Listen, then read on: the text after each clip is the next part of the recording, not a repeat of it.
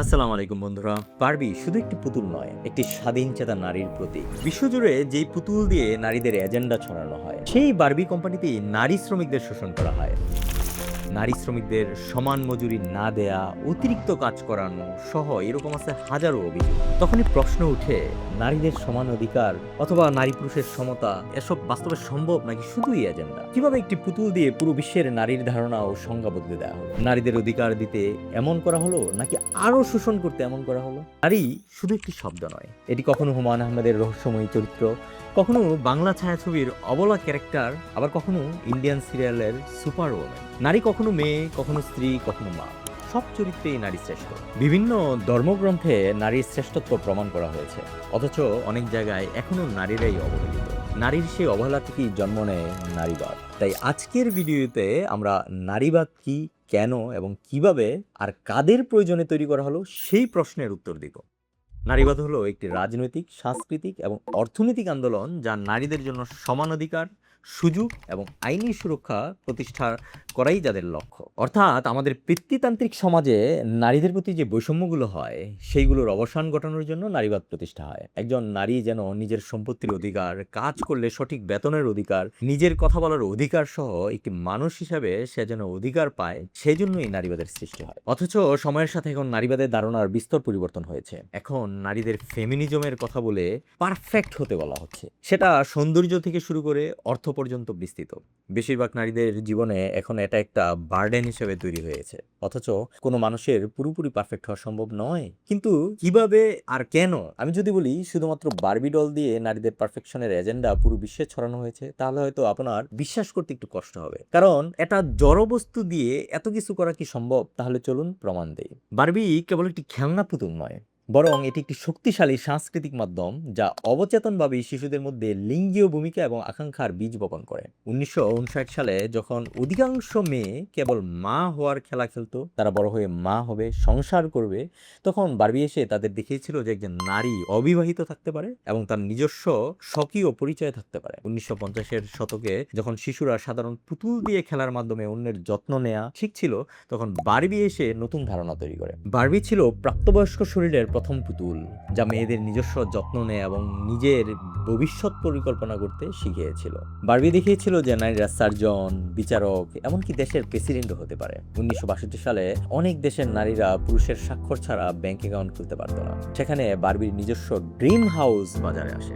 এটি প্রমাণ করে নারীদের নিজস্ব বাড়ি থাকতে পারে। এখন বলতে পারেন এখানে সমস্যা কোথায়? বরং এটাই তো হওয়া উচিত। একজন নারী নিজের খেয়াল রাখবে, কেরিয়ারে কিছু হবে এবং অর্থনৈতিকভাবে স্বাবলম্বী হবে, এটাই তো কাম্য। ঠিকই বলেছেন, এখানে তেমন কোনো সমস্যা নেই। সমস্যা তখনই হয় যখন এই ব্যাপারগুলো এক্সট্রিম লেভেলে নিয়ে যায়।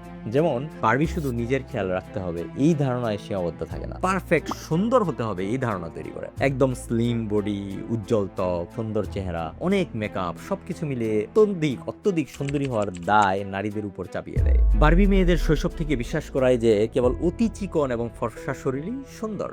অথচ গবেষকরা বলছে, গবেষণায় দেখা যায় বারবির অবাস্তব শারীরিক গঠন যদি বাস্তবে রূপান্তরিত হতো, তাহলে অনেক নারীর পিরিয়ড বা প্রজনন ক্ষমতা থাকতো না। আপনি কি কখনো খেয়াল করেছেন, বাজারে আপনি সব ধরনের বারবি পাবেন, বড় ছোট, ডাক্তার, ইঞ্জিনিয়ার, সবকিছু, কিন্তু কোনো মা বারবি পাবেন না, হাউস ওয়াইফ বারবি পাবেন না। বারবিকে এমন অবাস্তব করার কারণ কি?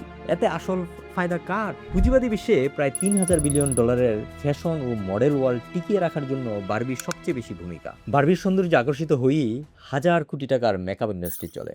বারবিকে অনুসরণ করেই মডেলরা স্লিম বডি অর্জন করে এবং মার্কেটিং করে। যদি বারবির মাধ্যমে শৈশব থেকে এই অবাস্তব সুন্দরের আকাঙ্ক্ষা তৈরি না করা হতো, তবে এই ফ্যাশন ও মডেলিং ইন্ডাস্ট্রিও আর চলতো না। আবার দ্বিতীয় বিশ্বযুদ্ধের পর যখন হিউজ পরিমাণ লোক আহত এবং নিহত হয়, ইউরোপ, আমেরিকা সহ বিভিন্ন দেশের অর্থনীতি কোলাপস করতে শুরু করে, তখন প্রয়োজন হয় এমন কিছু কর্মীর যারা কম বেতনে দীর্ঘ সময় কাজ করবে। আর এই কাজ করতে নারীদেরকে কাজে নেওয়া হতো। বারবির এই বিভিন্ন পেশায় কাজ করা যেন নারীদের সাথে হওয়া অর্থনৈতিক বৈষম্যের নিবিড়ভাবে জড়িয়ে আছে। চলেন দেখি, যেই ইউরোপ, আমেরিকা নারীর অধিকার, ফেমিনিজম নিয়ে এত বাড়াবাড়ি করে, প্রকৃতপক্ষে তাদের নারীদের অবস্থা কেমন। পশ্চিমের দেশগুলোকে নারীবাদের সূতিকাগার বলা হলেও সেখানে নারীরা এখনো সহিংসতা ও বৈষম্যের শিকার। আমেরিকায় প্রতি 10 মিনিটে একজন নারী আত্মীয়ের হাতে নিহত হয়। বেতন বৈষম্যে এখনো প্রায় 18% থেকে 20%। যেই দেশে নারীর ক্ষমতা নিয়ে অনেক কথা বলা হয়, সেই দেশে আজও পর্যন্ত কোনো নারী প্রেসিডেন্ট দেখা যায়নি। ইউরোপীয় ইউনিয়নভুক্ত দেশগুলোতে প্রতি 3 জনে একজন নারী শারীরিক বা যৌন সহিংসতার নির্যাতনতার শিকার হয়, 34% নারী কর্মক্ষেত্রে যৌন হয়রানির শিকার হয়।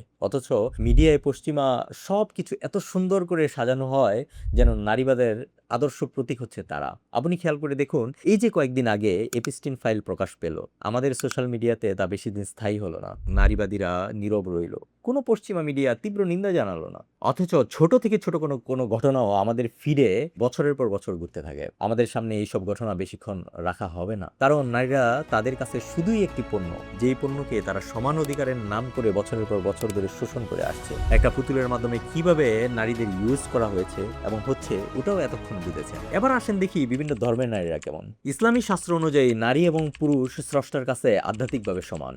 জ্ঞানার্জনকে প্রত্যেক পুরুষ এবং নারীর জন্য আবশ্যিক হিসেবে ঘোষণা করা হয়। ইসলামে নারীদের গড়ের রানী বলা হয়। 7ম শতাব্দীতে যখন কোথাও নারীর অধিকার প্রায় ছিল না, তখন ইসলাম নারীদের উত্তরাধিকারের অধিকার, সম্পত্তির মালিকানা, বিবাহের ক্ষেত্রে নিজের মত প্রকাশের অধিকার এবং মহারণা লাভের অধিকার নিশ্চিত করেছিল। ইসলামের ইতিহাসে বিবি আয়েশা রাদিয়াল্লাহু তাআলা আনহা, বিবি খাদিজা রাদিয়াল্লাহু তাআলা আনহা, বিবি আসিয়া রাদিয়াল্লাহু তাআলা আনহার মতো মহিষী নারীরা রাজনৈতিক, অর্থনৈতিক এবং আধ্যাত্মিক ক্ষেত্রে নেতৃত্ব দিয়েছেন। সনাতন ধর্মে যেমন দেবতার পূজা করা হয়, তেমনি দেবীদেরও পূজা করা হয়। নারীকে দেবী রূপে কল্পনা করা হয়। বাইবেলের নিউ টেস্টামেন্টে যীশু খ্রিস্টের নারীর অনুসারীদের প্রতি সম্মানজনক দৃষ্টিভঙ্গি এবং আধ্যাত্মিক সমতার কথা স্পষ্টভাবে বলা হয়েছে। বিশ্বের প্রায় ছোট বড় সকল ধর্মেই নারীদের অধিকার এবং সম্মানের কথা বলা হয়েছে। অথচ পশ্চিমা মিডিয়া বছরের পর বছর ধরে আমাদের চিন্তা ভাবনা এমনভাবে ফ্রেমিং করেছে যে ধর্মই নারীদেরকে ছোট করা হয়েছে। বিশ্বে এ পর্যন্ত নারীদের সাথে সবচেয়ে বেশি অন্যায় পশ্চিমারাই করেছে, আবার সবচেয়ে বেশি সমান অধিকারের কথা তারাই বলছে। ঠিক যেন চোরের মায়ের বড় গলা। এতক্ষণ সাথে থাকার জন্য